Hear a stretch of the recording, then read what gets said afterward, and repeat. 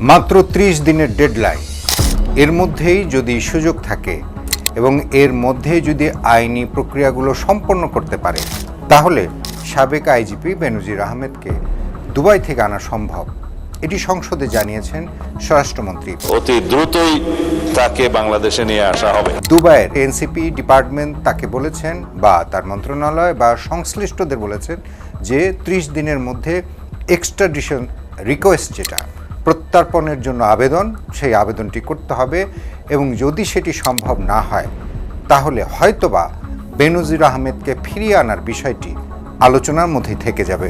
পররাষ্ট্র মন্ত্রণালয়ের মাধ্যমে ইউএই কর্তৃপক্ষের নিকট কূটনৈতিক চ্যানেলে আনুষ্ঠানিক এক্সট্রাডিশন রিকোয়েস্ট প্রেরণ করে এনসিবি আবুধাবির সাথে সমন্বয়পূর্বক অতি দ্রুতই তাকে বাংলাদেশে নিয়ে আসা হবে। এখানে অনেকগুলো বাধা রয়েছে। চাইলেই বেনজির আহমেদকে কি বাংলাদেশে খুব দ্রুত ফিরিয়ে আনা সম্ভব, বা তাড়াহুড়ো করে ফিরিয়ে আনা সম্ভব, বা সংযুক্ত আরব আমিরাতের কাছে আমি রিকোয়েস্ট পাঠালাম এবং রিকোয়েস্ট পাঠানোর সঙ্গে সঙ্গেই সংযুক্ত আরব আমিরাত আসলে কোনো আসামিকে গ্রেপ্তার করে বাংলাদেশে ফিরিয়ে দিতে বাধ্য? আমাদের সঙ্গে কি কোনো বন্দি বিনিময় বা প্রত্যর্পণ কোনো চুক্তি রয়েছে সংযুক্ত আরব আমিরাতের সাথে?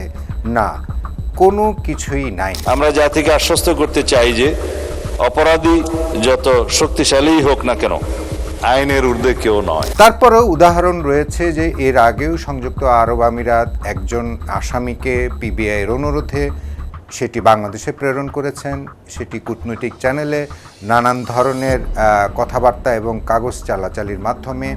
এবং আমরা জানি 2022 সালে ওমান থেকে খিলগাঁও এলাকার একজন আওয়ামী লীগ নেতাকে হত্যার অভিযোগে মুসা নামে এক আসামিকে ওমান সরকার ফিরিয়ে দিয়েছে।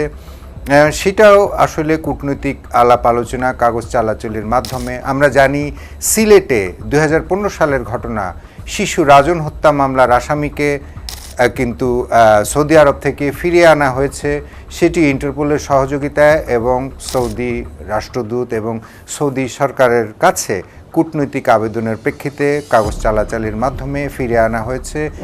এর পরেও বেশ কয়েকটি উদাহরণ রয়েছে যেগুলো আমাদের সঙ্গে ওই দেশের সাথে বন্দি বিনিময় চুক্তি নেই, তারপরেও তারা সরকারের অনুরোধে যখন দেখে যে তাদের স্বার্থে কোনো হানিকর হচ্ছে না বা আঘাত হানছে না, স্বার্থের কোনো বিষয় নেই, এবং কূটনৈতিক পর্যায়ে, মন্ত্রী পর্যায়ে এবং এমনকি রাষ্ট্রের শীর্ষ ব্যক্তি পর্যন্ত যখন ওই দেশের সংশ্লিষ্ট শীর্ষ ব্যক্তিকে ফোনালাপ বা অনুরোধ করেন তখন অনেক ক্ষেত্রে কিন্তু পাঠিয়ে দেন। অন্তর্বর্তী সরকারের সময় কিন্তু একজন আসামিকে ফিরে আনা হয়েছে এই মধ্যপ্রাচ্য থেকে। বেনজির আহমেদের কিন্তু কয়েকটি পাসপোর্ট রয়েছে, বিদেশি পাসপোর্ট। বিদেশি পাসপোর্ট রাখা মানে হচ্ছে তিনি কিন্তু ওই দেশেরও নাগরিক। যেমন আমরা যতদূর জেনেছি তার তুরস্কের পাসপোর্ট রয়েছে, আমরা যতদূর জেনেছি তার বারমুডা যে একটি দেশ রয়েছে ক্যারিবীয় অঞ্চলে, সেখানকার পাসপোর্ট রয়েছে। এখন বেনজির আহমেদ যে দুবাই সংযুক্ত আরব আমিরাত প্রবেশ করলেন, তিনি কোন পাসপোর্টে প্রবেশ করেছেন সেটি একটি উল্লেখযোগ্য বিষয়। এবং তিনি যে পাসপোর্টে প্রবেশ করেছেন সেই পাসপোর্টের নাগরিক, পাসপোর্টধারী দেশের নাগরিক হিসেবে কিন্তু বেনজির আহমেদকে দুবাই সরকার বা এনসিবি বা দুবাইয়ের যে প্রশাসন সেটি ট্রিট করবে। আচ্ছা, সেটিও আমরা না ধরেই নিলাম যে তাকে সেভাবে ট্রিট না করে বাংলাদেশি হিসেবেই তারা গণ্য করে বাংলাদেশের স্বরাষ্ট্র মন্ত্রণালয়, পররাষ্ট্র মন্ত্রণালয় এবং দুদককে এবং পুলিশ সদর দপ্তর এবং ইন্টারপোলকে তারা অবহিত করেছে দুবাইয়ের এনসিবি যে বেনজির আহমেদকে গ্রেপ্তার করা হয়েছে। সেটি একটি তথ্যের বিষয় যে এই ব্যক্তিকে আমরা গ্রেপ্তার করেছি, কোন মামলায় গ্রেপ্তার করেছে, কী অভিযোগের প্রেক্ষিতে গ্রেপ্তার করেছে, এবং এইগুলো আসলে মূল বিষয়। যে মামলায় দুদকের মামলায়, যে সমস্ত মামলায় বেনজির আহমেদ অভিযুক্ত, আমি যদি ধরি মানি লন্ডারিং প্রাথমিকভাবে, কারণ দুদক আসলে তার জ্ঞাত আয়ের বহির্ভূত সম্পদ অর্জন এবং মানি লন্ডারিংয়ের মামলা, নানান ধরনের মামলা রয়েছে। কোন মামলার প্রেক্ষিতে আসলে দুদক আবেদন করবে? এখন মানি লন্ডারিং মামলাটি দুবাইয়ের আদালত বা দুবাই সরকার সেটি কি নেগেটিভলি দেখে না পজিটিভলি দেখে? একটি উল্লেখ করার মতো বিষয় হচ্ছে দুবাইতে কিন্তু, সংযুক্ত আরব আমিরাতে কিন্তু কালো টাকা বলে কোনো টাকা নেই। আপনি ওই দেশে টাকা নিয়ে প্রবেশ করলেই যে ফর্মেটে আপনি করেন, আপনি ওই দেশে সব টাকাই সাদা, ওখানে কোনো কালো টাকা নেই। ওইখানে ওই দেশে মানি লন্ডারিং তেমন কোনো আইন আছে কিনা যে মানি লন্ডারিং করে কেউ যদি টাকা দুবাইতে প্রবেশ করায় তাহলে সেই ক্ষেত্রে তার শাস্তি আছে কিনা, এই জাতীয় আইন খুব দুর্বল। সেই ক্ষেত্রে এই বেনজির আহমেদকে গ্রেপ্তারের পর সেখানে যে অভিযোগে তাকে আটক করা হয়েছে বলে আমরা যতদূর জানছি, সেই অভিযোগ আসলে কতটুকুন দুবাই সরকার বা দুবাইয়ের এনসিবি গ্রহণ করবে সেটি একটি উল্লেখযোগ্য বিষয়। সেটি প্রমাণাদির বিষয় আছে, উভয় দেশের উভয় পক্ষের ইন্টারেস্টের বিষয় আছে। তারপরে গিয়ে কাগজ চালাচালি এবং প্রয়োজনীয় নথিপত্র, এখানকার কোর্টের আবার আদেশ নিতে হবে, বাংলাদেশের একটা আদালতের আদেশ নিতে হবে। আদেশ নিয়ে কূটনৈতিক চ্যানেলে সেটি দুবাইতে পাঠানো হবে, দুবাই সরকার সেটি গ্রহণ করবেন কি করবেন না, এই সমস্ত প্রক্রিয়া কিন্তু আবার 30 দিনের মধ্যে হতে হবে।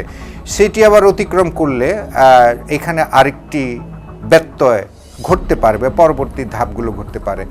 আমরা সামাজিক যোগাযোগ মাধ্যমে বিভিন্ন জায়গায় দেখছি যে বেনজির আহমেদ গ্রেপ্তার হননি, বেনজির আহমেদ গ্রেপ্তার হয়েছেন বা তাকে ছেড়ে দেওয়া হয়েছে। কেউ বলছেন রাত 12টা 20 মিনিটে ছেড়ে দেওয়া হয়েছে, কেউ 30, কেউ 2, কেউ 1। সামাজিক যোগাযোগ মাধ্যমে এই প্রচার বা অপপ্রচার, যে প্রচারই বলি আমরা, সেগুলো চলছে যে বেনজির আহমেদ, প্রথম কথা হচ্ছে বেনজির আহমেদ গ্রেপ্তার হয়নি, দ্বিতীয় কথা হচ্ছে গ্রেপ্তার হয়েছিল, তাকে আটক করা হয়েছিল, তাকে ছেড়ে দেওয়া হয়েছে, তৃতীয় কথা হচ্ছে এই নানান টাইমে ছেড়ে দেওয়া হয়েছে।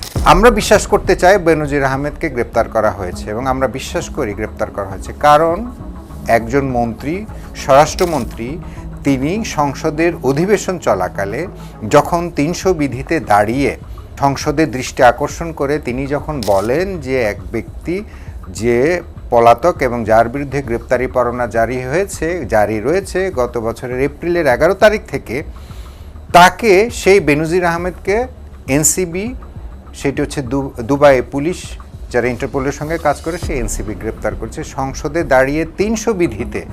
স্বরাষ্ট্রমন্ত্রী এই কথা যখন বলেন তখন আমাদের বিশ্বাস করতে হবে তিনি বুঝেই বলেছেন এবং তিনি তথ্য উপাত্ত নিয়ে বলেছেন। আমরা এটা বিশ্বাস করি সংসদে দাঁড়িয়ে কেউ এরকম বিভ্রান্তিকর কথা বলবার কথা না, বা সেই সুযোগটা নেই। আমরা নিশ্চয়ই জানি এবং এটি নিশ্চিত অবশ্যই করেছেন যে স্বরাষ্ট্রমন্ত্রী যখন বিবৃতি দেন, সে বিবৃতি দেওয়ার আগে তিনি আইজিপির সঙ্গে কথা বলেছেন, তিনি সংশ্লিষ্ট দপ্তরের সঙ্গে কথা বলেছেন এবং তিনি অবশ্যই দুবাই যে কনসুল জেনারেল, সেই কনসুলের সঙ্গে কথা বলেছেন এবং দুবাই সংযুক্ত আরব আমিরাতে আমাদের যে রাষ্ট্রদূত তাদের সঙ্গে কথা বলেছেন এবং আমরা নিশ্চিত যে রাষ্ট্রদূতকে বলেছে যে আপনি সংশ্লিষ্ট দপ্তর বা এনসিবি বা সেখানকার পুলিশ প্রধান বা আইনশৃঙ্খলা রক্ষাকারী বাহিনীর প্রধান কে আছে তার সঙ্গে কথা বলে নিশ্চিত করেন যে তাকে অ্যারেস্ট করা হয়েছে কিনা, কোন গ্রাউন্ডে অ্যারেস্ট করা হয়েছে, কী কী প্রেক্ষিত রয়েছে, এগুলো নিশ্চিত করেন। নিশ্চয়ই বাংলাদেশের রাষ্ট্রদূত, বাংলাদেশের সংযুক্ত আরব আমিরাতের কনসুল অফিস, দূতাবাস এবং দূতাবাসের পক্ষ থেকে বাংলাদেশের পররাষ্ট্র মন্ত্রণালয়, বাংলাদেশের পুলিশ এবং বাংলাদেশের স্বরাষ্ট্র মন্ত্রণালয়কে নিশ্চিত করবার পরই স্বরাষ্ট্রমন্ত্রী সেটি নোট ডাউন করেছেন এবং আরও শতভাগ নিশ্চিত হয়েছেন। নোট ডাউন করবার পর স্বরাষ্ট্রমন্ত্রী নানান জনের কাছে এই তথ্যটি দিয়েছেন যে পার্লামেন্টে আমি 300 বিধিতে এটা বলতে চাই।